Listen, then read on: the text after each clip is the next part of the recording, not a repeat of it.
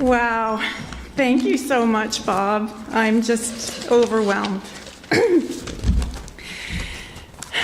So at the NBTA branch retirement dinner last week, I talked about how, for me, teaching is a rush. Getting to school every morning is a rush, literally. Armed with lesson plans and laden down with materials. A lot of my colleagues used to call me the bag lady because I always seem to be carrying in so much stuff. I do admit that I'm not really a morning person, and I usually don't get to school as early as I should. A funny thing happened actually just a couple of days ago in the office when I arrived in the morning carrying all my bags, and I was trying to fill out an announcement form. And this very nicely dressed young man came up to the counter, and it just happened that that day there were two brand new admin assistants in the office because one of them, the full-time, was on vacation and the other one was ill. So there were two newbies at the office, and this young man went up to the counter and said very politely, "Excuse me, I wonder if you could help me. I seem to be having trouble with my wife." So one of the girls looked at the other and looked at him and looked at each other again and had a completely puzzled look on their face. And so he could tell that they were really, they couldn't understand what was going on. So he was trying to help, and he said, "Oh, I'm sorry to bother you, but I only have 20 minutes and I have a blog that I have to do and I'm having trouble with my wife." So I luckily was there, and I recognized him as an exchange student from Germany, and he was having trouble with his Wi-Fi.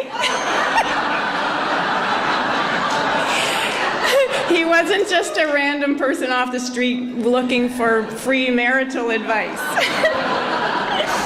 So setting up for first period and getting all the audio and the video and the smartboard and the Wi-Fi and the PowerPoint all set up and putting out materials and dealing with the kids who come in to talk or the kids who have a question, all of that is such a rush in the morning. And then presenting the lesson and trying to get around to help everyone, and every student has, there's so many different students with so many different needs and working on all different levels, and then cleaning all the stuff up at the end, and all of that is a frantic rush. And then the bell rings, and that's just first period. And then you have 5 minutes and you do it all over again 4 times a day, every day of the week. So teachers are always in a rush. And when the bell rings at 3:25, you sprint to the theater and you teach choreography, or you block a new scene, or then you have the administrative tasks, of course. Everyone knows how much email there is alone and contacting parents. So all of teaching is definitely a big, big rush. And one thing I've always really appreciated about the kind of work that we teachers do is that it goes so quickly. There's never a period when you're thinking, this period will never end, or this day will never end. It just flies by. In fact, the opposite is usually true, that it would be nice to have a few extra minutes at the end of a period, or a few extra classes, at the end of a semester. So the days and the weeks and the months and the years even fly by. 32 years just gone like this in an instant.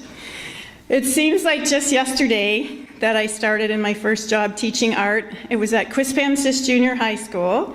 Brand new school, brand new kids, brand new teacher. I was a brand new teacher who wasn't really feeling like a teacher at all. I was just pretending that I knew what I was doing. And a brand new class full of new students. And of course there was that one student.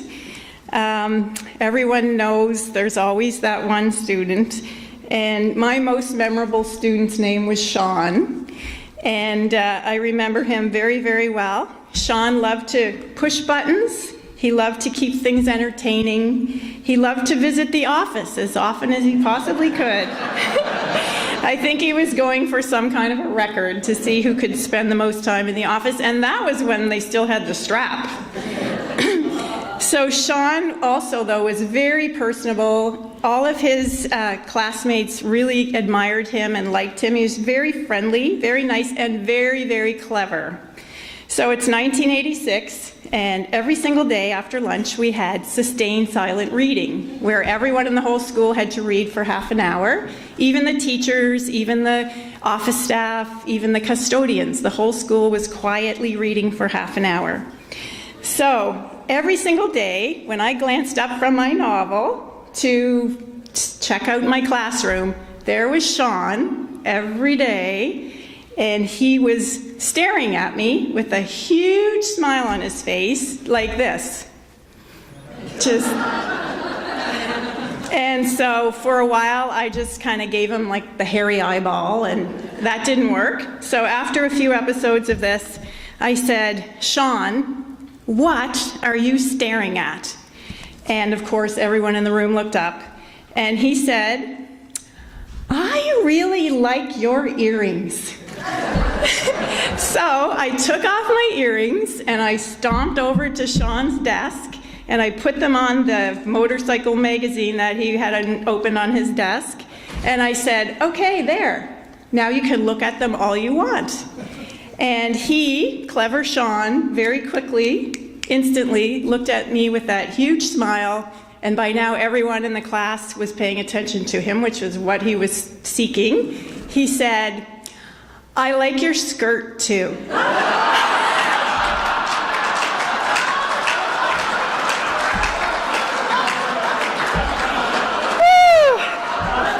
Well, needless to say, I wasn't taking that off and putting it on his back. So clearly teachers are always in a hurry, and I think that's one aspect of teaching that I really like. It keeps us alert, it keeps us motivated, keeps us on our toes. You have to be on your toes to keep up. So teaching can be very, very challenging, but it's never, ever, ever boring. So clearly teachers are always in a hurry. And of course, teaching is a rush in another way. I actually checked the dictionary and I found that a rush can be described as a surge or a release of emotion or a sudden brief exhilaration. And we all as teachers have experienced that many, many, many, many times. So when a lesson goes really well and the kids are really learning and they're really getting it and they're really enjoying the lesson, that is a rush. To see students who struggle, especially students who struggle in academic subjects, who can shine on stage or who can produce artwork that their fellow students really drool over, that is a really big rush. To run into former students years after they have graduated who tell you that you helped them in just some small way. Maybe you provided a safe place for them to hang out at noon when they didn't have anyone to be with and they were feeling left out. Or maybe by building their confidence through theater arts class or helping them to figure out what to do after high school. All of that is a huge, huge rush. And finally, to be recognized by my peers as I am tonight, this is truly, truly exhilarating, very unexpected. When Larry Jameson called me to inform me of this, I'm sure I was completely incoherent on the phone because I was so stunned and confused. No one had hinted anything to me. No one had asked me for information. No one had given me any indication that something was in the works at all. And so as soon as I hung up the phone, I wanted immediately to thank these people, but he wouldn't tell me who these people were. And I wasn't allowed to tell anyone about this. So I have to hold off on thanking all of those people, and I promise whoever you are, I have suspicions, but I will definitely be thanking you all in time, in person. So I want, of course, to thank the NBTA Credit Union. I would love to thank Marge Nicol for this award, and I do really appreciate very much the recognition, and I'm very grateful to the NBTA Credit Union for the sponsorship of this award. I did coincidentally join the credit union just a few months ago when I was working out my retirement stuff, so I do look forward to being a lifelong member, and I've had such a good experience with them so far. I also want to thank everyone who helped with this evening, especially Larry Jameson and Karen Vautour, I don't know where Karen is, but for making all of these arrangements.